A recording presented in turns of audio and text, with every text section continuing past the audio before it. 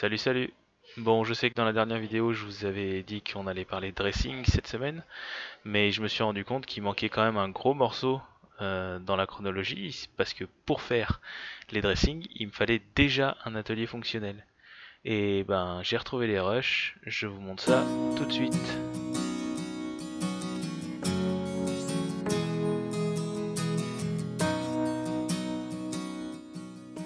Bon voilà, c'est parti, hein.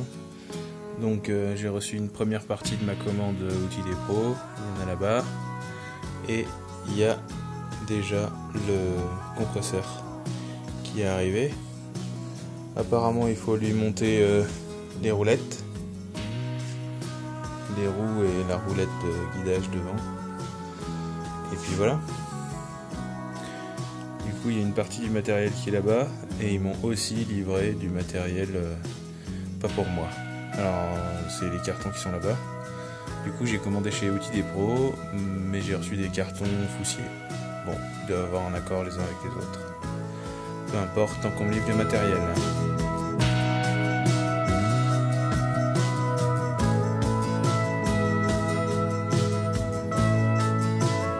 Alors voilà, deuxième jour de réception. On a l'aspirateur à copeaux. Ça je sais pas encore ce que c'est, ça j'ai pas encore ouvert. On a la scie plongeante Bosch, la scie à onglet Metabo, et là j'ai reçu des serre-joints, j'en ai pris quelques-uns de toutes les tailles, même des gros avec dormant sur IPL, là on sait jamais. Voilà, j'ai commencé à recharger les batteries, en fait j'ai fini de charger le parc de batterie Makita, donc j'ai choisi de m'équiper en 18 volts Makita, comme ça. Donc j'ai pris un kit de 2 là, je vais vous montrer, donc la visseuse à choc plus la visseuse, donc j'en avais 3 avec. Et j'ai pris un kit avec le chargeur double là, ce qui fait qu'en tout en fait j'ai un parc de 8 batteries. Donc ça paraît beaucoup. En même temps je vais avoir encore d'autres choses qui arrivent sur batterie. Du coup j'ai le pistolet à silicone, vous voyez pas là-bas mais là-haut sur batterie. Je vais avoir un multitool sur batterie. Voilà, bon du coup c'est le bazar. J'ai pas encore tout déballé. Ici il y a la défonceuse Makita avec le jeu de 66 fraises Lehman là, une lamelleuse. Bon, ça c'est des tronçonneuses de mon beau-père. Voilà, il y a quelques trucs. Et voilà, c'est pas mal.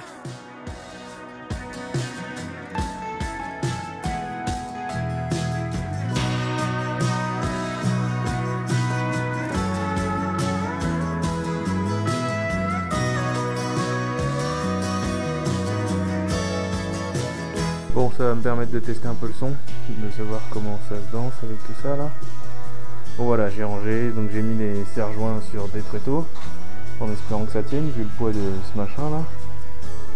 En fait c'est vachement grand, on se rend pas compte de la distance, on a beau avoir un mètre sous les yeux sur internet, on se rend pas bien compte de la taille que ça représente. Bon voilà, évidemment je vais tout enlever, on va pas faire ça tout de suite. On va s'occuper de ce petit gars maintenant.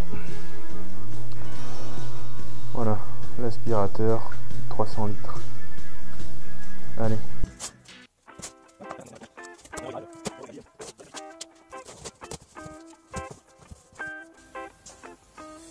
Alors, quand j'ai voulu commander, la première fois, il y avait la version 150 litres. La version 150 litres, c'est ça. Et du coup, bah, quand j'ai finalisé la commande, ils en avaient plus. Ils avaient celui-là qui était un peu plus cher. Et bon, on n'aurait pas franchement l'utilité, mais c'est pas grave. Au moins, j'ai un aspirateur pour travailler. Parce qu'avec le Covid, ça me paraissait compliqué de se faire livrer dans les temps.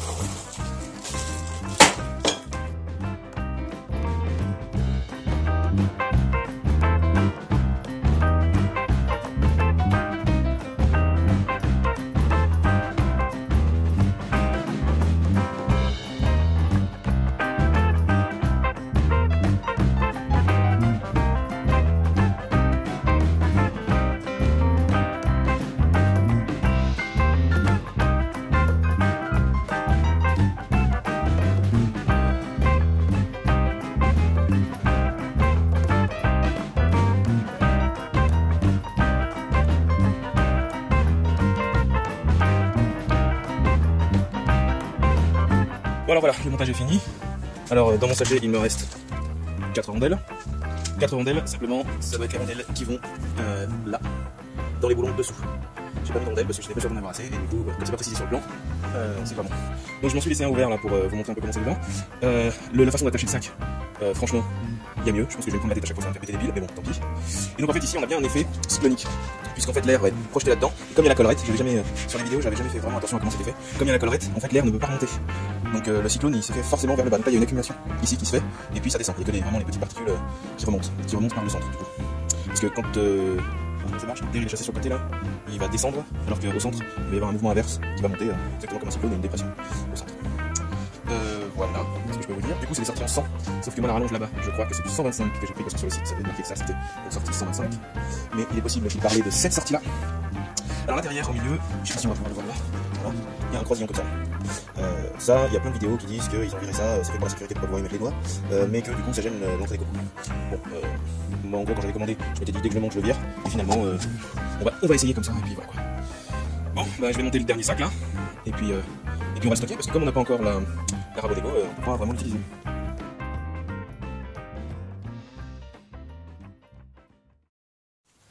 Salut. Bon bah alors ce matin je viens de finir de faire un peu de map là pour mettre les, comment ça s'appelle, les gaines, pour sceller les gaines. Du coup bah maintenant on va changer d'activité. Hier j'ai fait rentrer du bois qui est là pour pouvoir faire les établis. Donc bah maintenant on range, on mesure et on commence à fabriquer. Du coup ça va être les premières utilisations de cette mémère là. Et après on fera la scie plongeante Bosch aussi, puisque la scie sous table est toujours pas arrivée. J'ai pris, ils n'avaient pas de MDF ou HDF, du coup c'est ce qu'on appelle du CTBH. Bon, c'est de l'aggloméré aussi, c'est comme le Novopan qu'on a dans les murs en haut. Ça fera très bien l'affaire pour faire les établis. Les plateaux, voilà. Bon, avant ça, il faut ranger un peu. Là, c'est la période chiante où en fait, j'ai pas d'établi pour ranger, j'ai pas encore fait mes racks pour ranger. Et pourtant, il faut que ce soit propre pour travailler. Du coup, ça demande pas mal d'organisation. Mais bon, ça va le faire. Bon, allez, on va dire on va faire l'établi à 110 de haut. Ça me laissera un peu de hauteur avant le petit mur, c'est pas grave. 110 de haut, la table là, elle fait 9,4. On remesurera de toute façon avant de faire le joint entre les deux meubles, vous verrez. Donc on l'encastrera de 9,4 dans le meuble. Mon comment c'est, MCTBH, il fait 2,2. Donc il faut que j'enlève 2,2 à 110, donc ça fait pas 113,5, ça fait 107,8. Du coup, on va faire 107,5 de haut. Pour prendre un peu de marge et faire des trucs un peu plus simples. 107,5 de haut. Donc 328 aussi. Alors dans la largeur, 328 moins 55, puisque 55 c'est la cote ici. En prenant large, j'ai fait ça un peu plus de 54. Donc on va dire 55. 328 moins 55 ça fait 373. Quand on divise par 2, ça fait 136,5. Donc on va mettre 136 de chaque côté, ou 136 et 137, c'est pas très grave. Voilà. Ça. Et bien c'est parti. Du coup on va couper les pieds en hauteur, au moins les pieds qui vont contre le mur là-bas. Puisque la hauteur que je mesure pour le 110, c'est de contre le mur, enfin le long du mur. Parce que comme j'ai une pointe de diamant, alors là il y a le pneu du truc dedans, mais j'ai une pointe de diamant qui vient comme ça là. Donc j'ai pas des hauteurs équivalentes partout, donc il va falloir le faire au feeling, au rabotage, les placer, déplacer, ça va être sympa. Allez, on va couper les premières lambeaux. Déjà il faut que je me règle ça.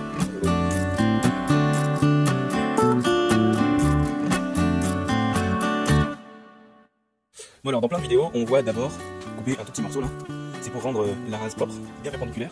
Sachant que moi j'ai pas encore fait les réglages parce que j'avais pas de bois. Du coup en fait on va se servir de ce morceau là pour vérifier au moins qu'on est bien à 90. Donc je vais pas faire 107,5 direct. Je vais faire quelque chose comme 110 par là. 110 ou 115. 115. Histoire d'avoir un peu de marge et je recouperai à la bonne longueur de l'autre côté. On va faire l'inverse parce que j'ai pas tout à fait la place comme je voulais. D'où le fait de faire un banc de sillage au début.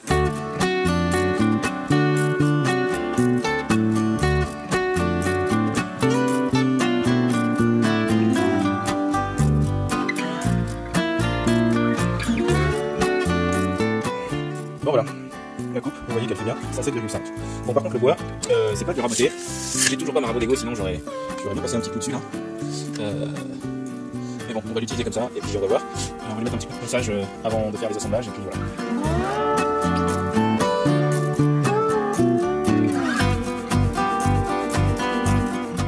Alors on va faire un assemblage où donc ça va être un pied arrière, l'autre il est là.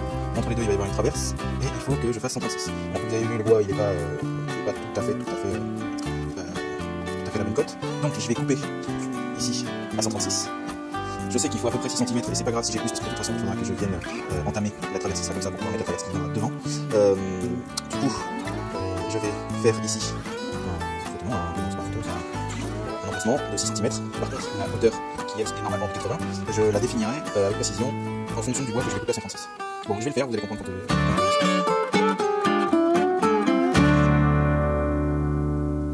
Ah, donc, c'est pas bon. Vous voyez que, par rapport à la barque que j'avais fait, donc là j'ai bien mes 2 cm là, à l'arrière, par contre, la scie, elle n'est pas allée jusqu'à 2 cm. Et c'est normal, elle est ronde. Et en fait, elle a pas reculé assez.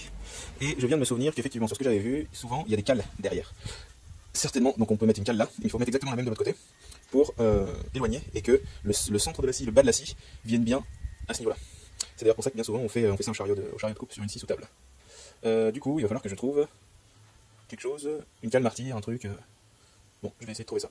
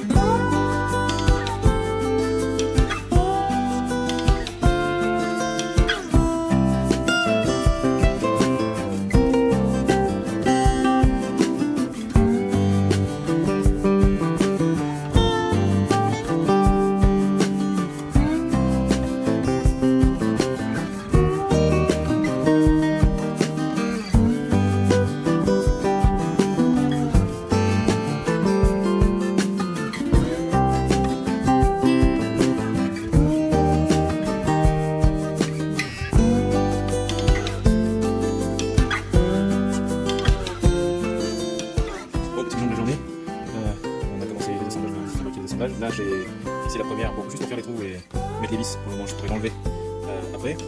Et du coup j'ai essayé de le faire le plus droit possible. Mais comme vous pouvez voir, c'est pas tout à fait Du coup ça penche vers l'extérieur, ça penche vers la scie.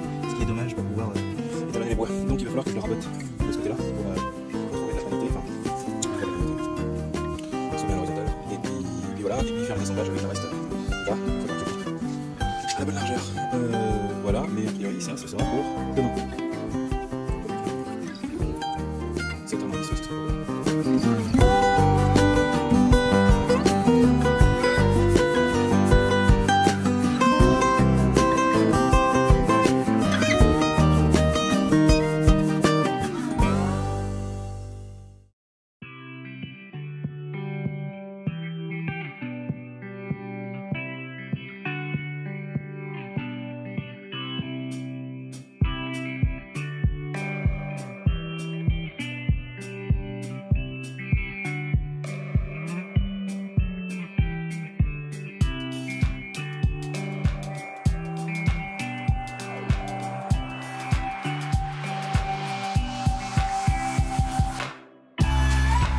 Alors voilà, le premier cadre est terminé.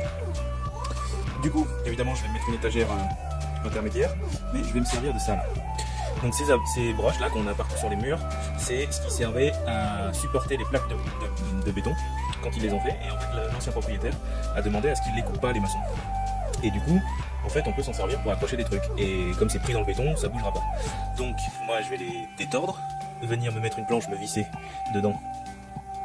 Par là et venir me mettre des équerres de l'autre côté. Voilà, ça du coup, ici on a fini le cadre.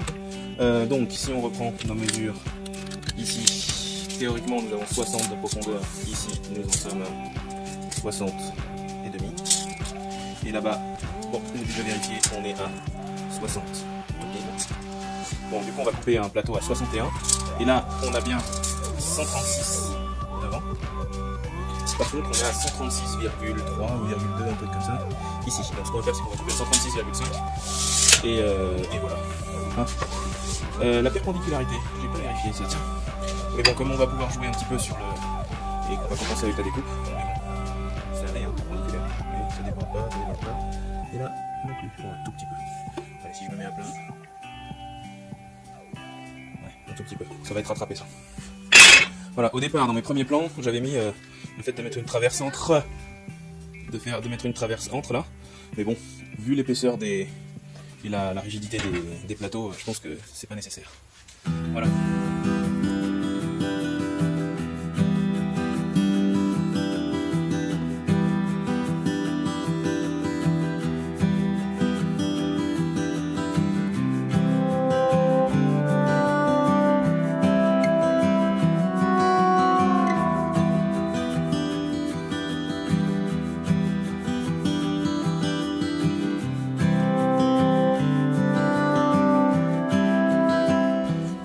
Bon ben voilà, je viens de me faire peur.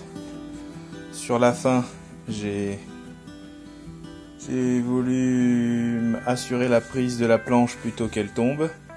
Et du coup, j'ai relâché la vigilance sur la scie qui a sauté. Heureusement, ici, j'ai rien eu, mais du coup, bah, j'ai niqué le rail, quoi. J'ai niqué le rail. Et du coup, ça a fait un gros poc là. Bon, c'est pas très grave. Je pense que je vais le laisser. Je vais le laisser comme un rappel. Un rappel à l'ordre. Bon, le rail il doit être toujours utilisable. Hein. Je vais juste enlever la partie là qui est... je vais y mettre un coup de pince. Et puis voilà.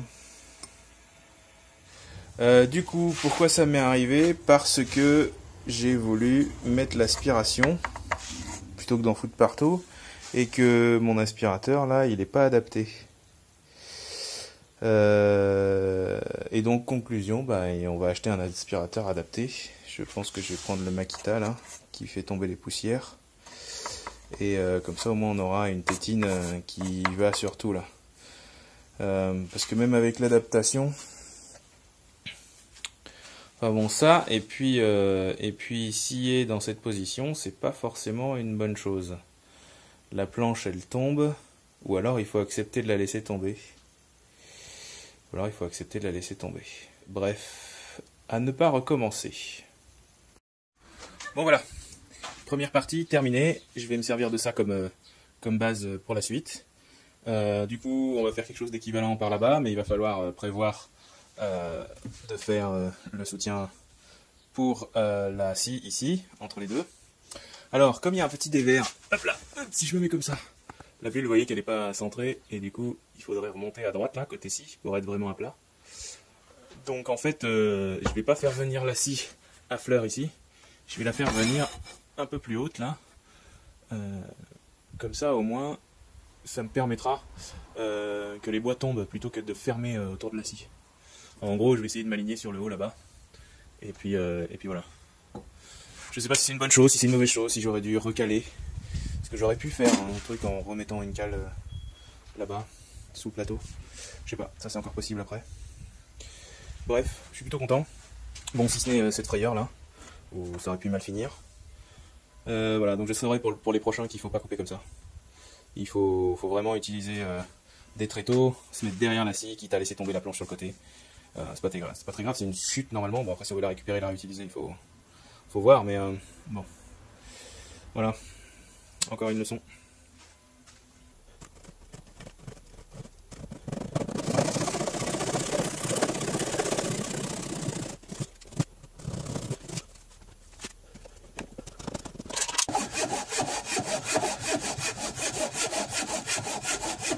Donc c'est quand même vachement plus facile en s'alignant sur un coin plutôt que d'essayer de s'aligner directement sur la ligne là. Pour certains c'est peut-être une évidence, mais pour moi qui commence à peine à utiliser ce genre de truc, il faut que je trouve les astuces. C'est pas parce qu'on les a entendus une fois ou deux sur une vidéo qu'on les maîtrise. C'est pour ça que je voulais passer absolument à la phase pratique pour apprendre moi. Donc oui, je sais, cet établi sera pas parfait. Il sera bourré d'erreurs, mais d'erreurs il me sert à apprendre surtout.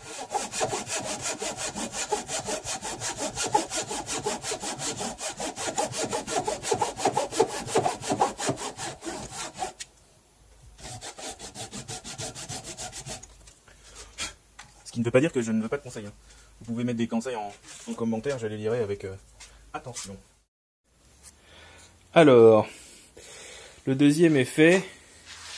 Il est à la fois mieux fait et moins bien fait. Donc, c'est à la fois mieux fait parce que plus l'habitude, du coup les coupes ici sont mieux faites, j'ai changé de méthode. Du coup les assemblages sont plus à fleur les uns avec les autres, mais la dernière coupe, en fait, il y a eu un décalage, certainement à cause du mur, et du coup là j'ai pris un peu long la mesure. Le mur apparemment il est convexe. Bon, il est à la con surtout. Et du coup, voilà, c'est encore pas droit. Donc je me suis aligné là-bas. Ici, il y a un espace, mais comme j'ai bien serré la poutre de maintien, la muralière, et ben en fait, c'est un peu écarté ici. Bon, c'est pas très grave. C'est pas bien méchant. Voilà, donc maintenant, il va falloir faire la partie centrale entre les deux avec la scie. Et donc pour ça, il faut que je mette ces fameuses équerres là, qui sont des équerres en acier qu'on a récupéré de l'ancien propriétaire, que j'ai démonté, qui était dans une des chambres là. Du coup je vais les réutiliser ici. Voilà. À 11,2 du bord en haut. Allez, c'est parti. Bon, alors bilan. J'ai accroché ça, j'ai mis les équerres là. Ici. Tac. Et c'est là qu'on découvre que c'est le drame. Je pense que dans mes mesures, je me suis foiré. J'ai dû oublier l'épaisseur de plateau. Ce qui fait que soit je démonte tout et je redécale de 2,2, soit je rajoute un plateau de l'autre côté. Et là, évidemment, pour surélever tout ça. Bon, voilà, bon, c'est toujours un peu le bazar, mais la scie est mise. J'ai rattrapé mon erreur d'hier, donc j'ai rajouté un plateau de ce côté-là et là en dessous. Bon, c'est pas tout à fait à fleur, mais c'est pas très grave, au pire on rattrapera ça avec un petit coup de défonceuse. Et là, du coup, il y avait 2 cm d'écart. Ici là, et donc comme j'ai refait le plateau, j'ai compensé pour que ce soit le mieux possible collé au mur. Donc la scie elle est placée, elle n'est pas fixée encore et du coup il faudra certainement la recaler pour qu'elle soit de niveau, et encore que peut-être une rondelle à un endroit. Donc là, je suis au-dessus. Et là, je suis au-dessus. Comme ça monte un peu là-bas, pour les vraiment très grandes longueurs à couper, je serai bon. Et si jamais, je mettrai une petite cale au bout pour venir caler les morceaux de bois. Sinon, c'est plutôt pas mal, puisque du coup, ils vont tomber comme ça, ce qui va écarter le fil de lame. Et quand la scie remonte, du coup, elle touchera plus les bords, puisque en haut, ça se sera écarté par rapport à en bas. Et du coup, normalement, ça ne va pas pincer la lame. Du coup, c'est plus sécurisé que de faire dans l'autre sens. Donc une fois qu'elle sera placée, je viendrai mettre les butées contre. D'ailleurs, je vais me servir de ces butées pour mettre à peu près droite. Donc comme le mur est pas droit, du coup là c'est pas droit, ça m'a l'air à peu près bon. Hop, voilà. Et donc pour l'aplomb là, je le ferai avec des rondelles. Donc peut-être qu'il en faut qu'un côté, ou peut-être à d'autres, je sais pas. Voilà. C'est pile à la bonne hauteur pour le comptoir.